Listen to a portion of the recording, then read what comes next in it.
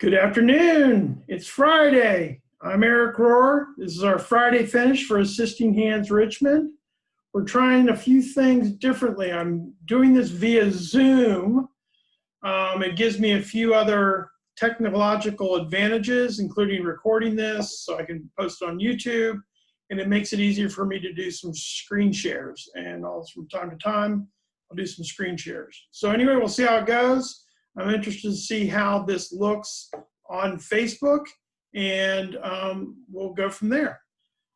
So, one thing is I know we got a lot of new people starting to follow us on Facebook, so I just wanted to introduce Assisting Hands Richmond and kind of let everybody know what we do. We provide home care services. Our services help support people wherever they call home. If that's their traditional home, if they're an independent living community, assisted living community, a skilled nursing facility, we can go help provide the additional support they need to remain in their home. And those are for what we call activities of daily living, ADLs, bathing, grooming, toileting, transferring, cooking, and cleaning. We also specialize in dementia services. Kathy Hamlin, my executive administrator, who I gave a shout out for last week, she's a certified TPA SNO dementia coach, and she trains all of our caregivers so that we can take specialized care for people living with dementia. So that's who we are and what we do, and if anybody's interested in getting a hold of us, you can call us, and I'll put some information up at the end of this video so they can contact us. Really, just another kind of week at Assisting Hands where we were busy onboarding new clients and hiring some really awesome caregivers, some that we put to work right away. I was really encouraged by the quality of the caregivers and their eagerness and them kind of buying into our shared values. It's been really interesting for us because Kathy has been on vacation most of this week, so it was a little scary. But Aaliyah and I, Leah's my client care coordinator, have been holding down the fort, and we onboarded a 24/7 client, and like I said, got new caregivers. So, and we only had to call Kathy twice, so I promised to leave her alone. She's at the beach with her family, and so I promised not to bother her, and I thought I did pretty good with my promise. So the other thing is I've posted several articles about dementia, and as I mentioned earlier, we're really kind of focused on dementia care. But one really kind of hit my heart was about isolation and how that's really negatively impacting patients or clients or individuals living with dementia, especially if they're in a community, and the community, for very good reasons, have restrictions on visitation, or even don't allow visitation at all. And for someone with dementia, that can be even more confusing and upsetting. And so, read the article I posted on Facebook. Love to get people's thoughts. There's this kind of dilemma, at what point do we need to kind of mitigate the isolation and take maybe some risk? I think risk that can be handled through good protocols, infectious disease protocols, but allow people to go start seeing their loved ones in these communities. So it's kind of an interesting dilemma. I don't have the answer. It's tough. And in fact, it was heartbreaking for me. We had a new client whose mother was being moved into a community, and the community has, what I think is really strong protocols.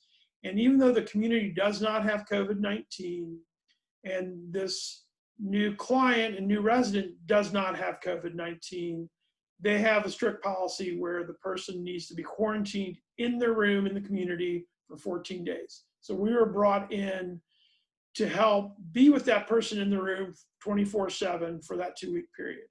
And really, we did our onboarding with the family outside the community. We were sitting outside. It was a lovely day, but then they came and took her mother to go in the community, and the family member couldn't go with their mother. And so she was not going to see her mother face to face for at least 2 weeks. And that was really heartbreaking. And it's hard. It was the right decision for her mother to go in the community. It was the right decision for the community to have the protocols and limit access to people coming in so they can keep all their residents safe. But it's a really tough situation, and I feel for those situations. So anyway, love to get people's thoughts on how we can kind of manage those two, isolation and COVID-19 protection at the same time. And I'd love to hear people's good ideas. And I know that a lot of the communities and other places would love to hear those as well.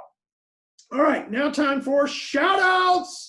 All right, Susan Campbell is my shout out for this week. Susan Campbell, she's the Community Outreach Coordinator for Woody and Nelsen Funeral Homes. They have several funeral homes. I think it's a total of 5 throughout the Richmond area. I'll throw up on my screen share those locations and some other a really neat program that they're highlighting at all their funeral homes. But the reason I'm giving Susan a shout out, not only is Woody and Nelsen a great organization providing great services for those in need for the funeral services, but Susan was very instrumental to me personally in helping me get involved in the networking here in Richmond and helping me grow my business. Susan met with me. She gave me a list of some really good organizations for me to connect to, and then gave me some really good advice on how to connect and how to not only connect and network for business purposes, but network for community and giving back to the community perspective. And those have been really great and very fulfilling for all the organizations that she's helped me get involved with. And I've been very, very thankful for her for getting me started on the right path. The second thing is a week or so ago, I got in the mail a card. It was handwritten on the inside, and it was from Susan. And it was really, really nice to get that. We haven't been able to be face-to-face in person-to-person events that I see her probably, at least once a week, if not a couple times a week. But for her to have a handwritten card, and it was clear, it was personalized to me. It wasn't just, hi, I miss you, and she did that 50 times and sent them out. The other thing was she gave me a Panera gift card and basically invited me for a virtual cup of coffee. And I thought that was very, very creative. It meant a lot to me. It was personalized. And it just really reminded me, Susan's the networking queen. I really admire for everything she does. And it gave me a really good idea. So I thought, hey, look, I'm going to get some note cards. I'm going to do some handwritten notes. But I can tell you my very first try at that was a fail. So I got online. All right, I'll design my own note cards. I'll put my logo on them, etc. And this is what I got back in the mail. So I obviously missed the size on these cards. So I got a bunch of little cards that I'm sure I can use. I got my logo on the back, etc. But it was a little bit kind of funny when I got them. I was like, oh, these people messed up, but I messed up. So I've reordered them, and I'm going to shamelessly kind of copy Susan's great idea and start doing some personal note writing. I was brought up to write thank you notes when I grew up, and I think it's a lost art. And I think especially during this social distancing, virtual meetings, it's a good way to kind of touch base with one another. So anyway, thank you, Susan, for the note, the cup of coffee, and then I actually used it. And from that, I had a virtual conversation with Susan, and she set me up with yet another great networking contact. And we actually sat, social distancing. It's now starting to open up in the city of Richmond. I went and met with this networking contact. Susan joined us, and at Panera, so I actually got, it was an iced tea. I got with a gift card. So it was a nice full circle and a great reminder. And then a couple words about Nelsen and Woody. They are doing some great things in COVID-19. Unfortunately, they're having to kind of adapt to COVID-19 and can't have large gatherings and social distancing. But they quickly upgraded their services and technology to allow for virtual visitations and funeral services. And I thought that was really creative. And then the other thing they are doing, and they're very, very proactive. I'm going to do a screen share here. Hopefully you can see this. So they are you can see, yes. Nelsen Woody Funeral Homes are doing a flag exchange. So they're really big with veterans. And what they're doing is you bring in your worn American flag, they'll exchange it for a brand new flag, and they'll do that in a safe, contactless exchange. You just need to call them, and you'll see there's some phone numbers down here at the various locations to do that.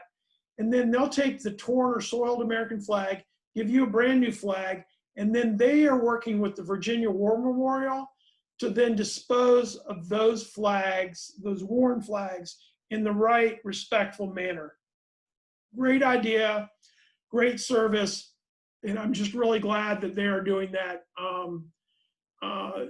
in order to help people kind of keep the dignity of our flags. So let me stop sharing here. So anyway, thank you, Susan. Thank you, Nelsen and Woody Funeral Homes, for everything you all are doing. So that's pretty much it. We'll be doing another Friday finish next week, next Friday, June 19th.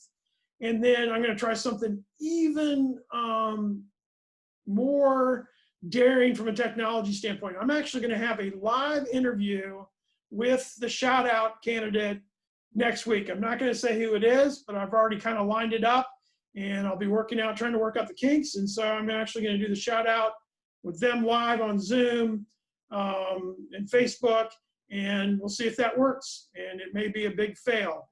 Hopefully it won't be as bad as my fail with my note cards, but you know, you got to try something new. But anyway, that is everything I got for, whoops, something's going on here. Right now, this, whoops, I'm trying to do some technology, so sorry. So anyway, we are going to meet next Friday, June 19th, and we'll see how the live interview goes.